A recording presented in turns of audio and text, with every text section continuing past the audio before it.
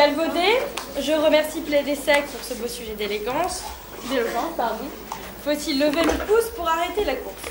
Alors je reconnais que c'était difficile de trouver un sujet qui concerne à la fois Augustin et moi. Bon, race, le pouce, gomme et papier, voiture, journaux, casque, plumes. Mais finalement, la question n'est pas si anodine. Qui dans la salle n'a jamais joué à chat-bisou dans la cour de récré? Je suis désolée.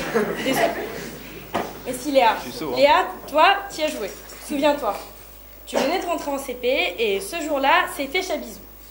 Augustin, CE1A, chaussures Kill Bill, fan d'automobile, s'est lancé vers toi. Et Léa, fais gaffe, attention, c'est moi le chat. C'est là que toi, tu as levé le pouce. Pouce, mon latique s'est défait. Quoi? Le chat? Ah non, c'est pas Augustin. Le chat, c'est Yacine. Yacine, CE1B. Moi aussi, je vais lister, puis j'adore ta Corée. Mais pourquoi t'as fait ça, Léa? Pourquoi t'as levé le pouce pour arrêter la course d'Augustin? Pauvre Augustin. Avant qu'il ne s'égare, j'aimerais rassurer Augustin. Augustin, regarde-moi. Tout va bien. La course n'est pas finie, non. Elle est juste interrompue, suspendue, mais elle va reprendre. En levant son pouce, Léa a juste arrêté ce qui devait se passer. Elle t'a mis sur pause. Mais pourquoi? Oui, pourquoi t'as fait ça, c'est vrai? Pourquoi le pouce? T'aurais pu trouver mieux? Cette question a de quoi nous perturber. Heureusement, un grand sage est là pour nous éclairer. Un grand rappeur canadien qu'on ne présente plus, Gary Ziegler. Non, ce n'est pas le pseudo de Gary Ziegler. Désolé, il est parti. Il le dit, il le chante, le rime, lève le pouce. Lève le pouce, pour que les choses bougent. Malgré un style un peu répétitif, Gary Ziegler a mis le doigt sur un argument intéressant. Avec poésie, il s'explique. Lever le pouce, c'est mettre le flingue sur le temple de la vie, en stopper le cours, suspendre le moment, c'est une citation, hein, pour ne pas se faire surprendre. Tu vois, rien n'est définitif. Et puis d'ailleurs, 15 ans plus tard, tout le monde se retrouve ici, à l'ESSEC. Oubliez le passé. Le pouce est devenu, pour tous, le moyen privilégié pour arrêter le cours de la vie, faire passer les cours de macro et couper court à vos interrogations. Moment pub. Car le pouce vous offre des pauses au milieu de votre course effrénée au shop, à la couline et au Raoult. Il est là, posé sur une table, et il vous tend les bras. Pour la première fois de la journée, vous vous calmez et appréciez ce déjeuner sur le pouce. Là, le campus est figé, liste, camp, ébriété, telle ton invitation au voyage. Les événements prennent sens, les associations trouvent des visages, les débats gagnent des idées. Mais par quel miracle la transformation opère-t-elle? C'est que n'est pas pouce qui veut. Le pouce, c'est la marque de l'homme. Seul l'homme peut lever son pouce et il n'hésite pas à le prouver à longueur de journée. Un aperçu de ma conversation avec Théophile Combeau suffira à vous en convaincre. Allez Marie, plaide à la guerre des praises. Écoute, tu vas y arriver. Premièrement, tu es une fille. Deuxièmement, tu as fait une cagne. Troisièmement, tu n'as pas le choix. Merci Théo, ces arguments sont super. Bon d'accord, je vais plaider. Oh Marie, je t'aime. T'es une princesse, tu vas trop gérer, ça va être mémorable. Je t'aime, t'es une princesse, ça va être mémorable. Ok, je me calme, mais je te jure, tu vas gérer. Et puis si jamais tu gères pas, au moins t'auras plaidé et ça m'arrange. Voilà. Qu'il compte, qu'il encourage, qu'il valide, qu'il aime les jeux de mots de plaid sur Facebook, l'homme lève son pouce pour exercer son intelligence et prendre les choses en main. Renoncer à lever son pouce, c'est donc laisser la vie suivre sa course. C'est cet ado nonchalant qui ne lève pas le petit doigt. Lui, il est plutôt peace and love. Ça va, zen. Tout est cool. Carpe diem.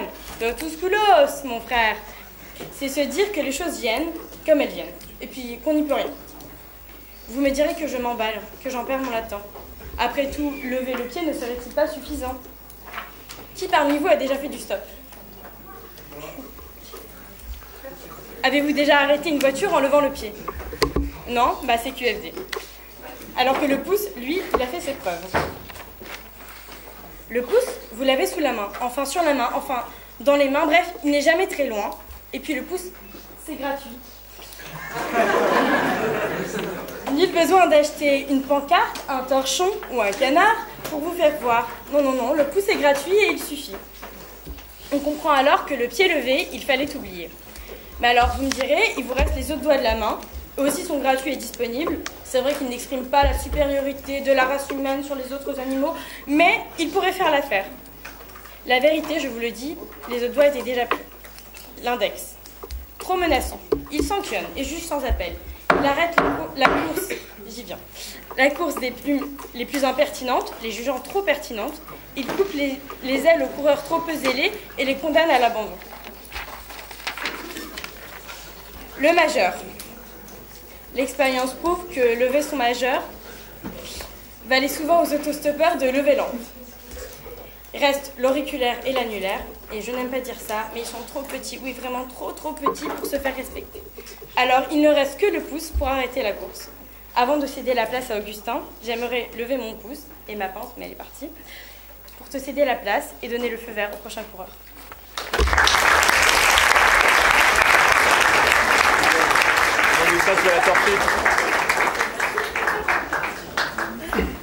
Augustin, c'est parti. Merci Marie pour avoir chauffé la salle. Ce qui est top, c'est que je suis vraiment à domicile. Merci Guillaume Drouet, 8e année. Alors, pour analyser le sujet, donc moi je plaide le contre. J'ai cherché un peu dans ma culture cinématographique et ça m'a tout de suite fait penser, contrairement à toi, à un film, le film Gladiator. Vous savez, quand l'empereur Marc Aurèle, l'empereur tout-puissant, peut décider du sort d'un gladiateur déchu uniquement en levant son pouce ou en choisissant de l'abaisser. Et toi, Marie, gladiateur chancelant s'il en est, assommé par les moqueries du public sur tes vannes mielleuses et enfantines, tu implores la bonté de l'empereur Augustus, tu implores sa grace. Vais-je donc arrêter le massacre? Vais-je donc t'arrêter de freiner? Eh bien non. La réponse est oui, Marie. Et j'ai pour toi un conseil peu commode. Facile. J'ai pour toi un conseil peu commode, pour ceux qui n'ont pas compris. Écarte-toi de là, car mon char et moi, on va te rouler dessus. Je te propose de commencer par comparer la taille de nos engins. Face à Race, association millénaire, siégeant au Sénat de l'ESSEC et inspirant la plèbe par nos actes héroïques en teuf, François Ruti, promo 2012, boobagup@gmail.com, véridique, crée le pouce en 2010 parce que l'imperte est définitivement trop méchant. Marie, toi, en tant que 3e présidente de la foulée, tu hérites, alors c'est pas de ta faute, je le reconnais, d'un passé, d'une autorité peu glorieuse, et surtout d'un nom, le pouce. Alors franchement, j'ai cherché, mais j'ai pas trouvé. Enfin, moi, ça me rappelle uniquement mes cours chez Auchan. T'aurais pas pu choisir un nom plus hard discount? Enfin, je sais pas, moi, essayer d'être un peu vendeur, essayer d'attirer un peu le chaland, t'es en école de commerce, quoi, merde. Bon, tu me diras, le pouce est gratuit, tu l'as rappelé. Et ça te permet pas, comme à Thomas, de faire payer tes week-ends d'assos en pièces de 2 €. Bref, j'ai quand même voulu savoir ce que tu avais un peu sous le capot. Et donc je suis allé, comme mes prédécesseurs, sur Internet et sur ton profil LinkedIn. Et ce que j'y ai vu, ce que j'y ai lu, m'a surpris. Je cite. Marie NZ Joachim, présidente du journal de l'ESSEC, publiée mensuellement, élue, mesdemoiselles et messieurs, par la bagatelle de 1400 étudiants. 1400? Oh là là! Bon, je sais qu'à l'ESSEC, on aime bien gonfler les chiffres. Moi-même, je dis parfois, chez Race, on fait un bénéfice annuel net de 25 AE. Tout le monde sait que c'est faux. Bref, j'ai quand même fait mes petits calculs. Allez, je te l'accorde, 2000, 200, 2300 personnes à l'ESSEC en permanence, entre ceux qui sont en stage, en échange, etc. J'enlève quoi?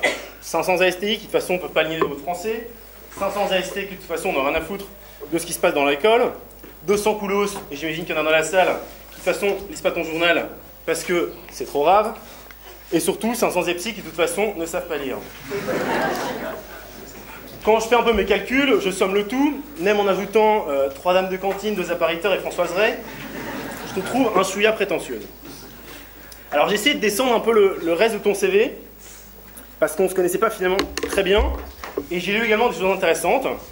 Membre d'Eddy, photographe pour Noir sur Blanc, membre du club Aviron, et enfin tutrice PQPM. Et là j'ai envie de dire, Mario Maurice sort de ce corps. En guise de conclusion, j'ai voulu faire court. Je dirais que moi, quand je lis tes articles, j'ai envie de crier au scandale. Car les RSE sont peut-être des bœufs, mais c'est bien toi et ton association de petits poussés qui inondent les secs de viande ravine avariée. Pour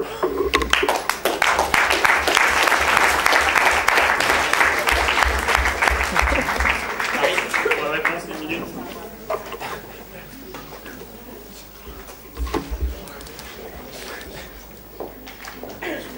Alors, Augustin, je vais rappeler une deuxième fois que je suis cagneuse.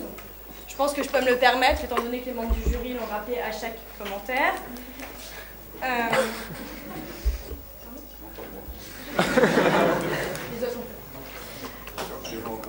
Donc j'ai eu l'élégance de garder le métadiscours pour mon droit de réponse. Alors moi aussi, au début quand j'ai eu ce sujet, je me suis dit mince, le sujet ne veut rien dire. Qu'est-ce que je vais faire? Je vais m'attaquer à Augustin. Je me suis dit Augustin, c'est le mec coolos, race. Vous voyez le tableau quoi. Du coup je demande aux gens autour de moi, qui est Augustin? Augustin Ségard? Ok. Je me dis, bon. Puis finalement, j'ai rencontré des gens qui me connaissaient et ils m'ont tous dit, mais Augustin, il est trop gentil, il est hyper sympa, le mec normal, pas prise de tête et tout. Moi, je me suis dit, bah mince. Enfin, moi, je m'attendais à un mec quoi. Et là, je me suis dit, bah, je vais plaider contre un mec aussi lisse que les pneus de son kart en fin de course. Enfin, bref, je me suis dit, merde, c'est la merde. Puis finalement, tu m'as pas déçu. Tu as mis un peu de... Enfin, tu t'es inspiré de tes amis, c'était cool. Par contre, tu m'as un peu perdu quand tu as dit, eh bien non, la réponse est oui. Alors, j'ai pas trop compris. Je pense que ça vient de ton nom, tu t'égares. Et voilà. Bon, si tu veux me rouler dessus, on en parle après, mais le fais pas devant les filles. Voilà. Oh.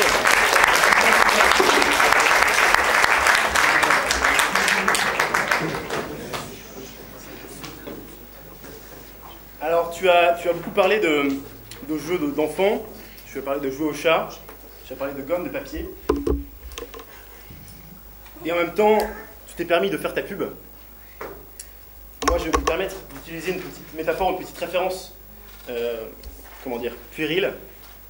Je vais te dire, Marie, tu pousses le bouchon un peu trop loin, Maurice. Voilà.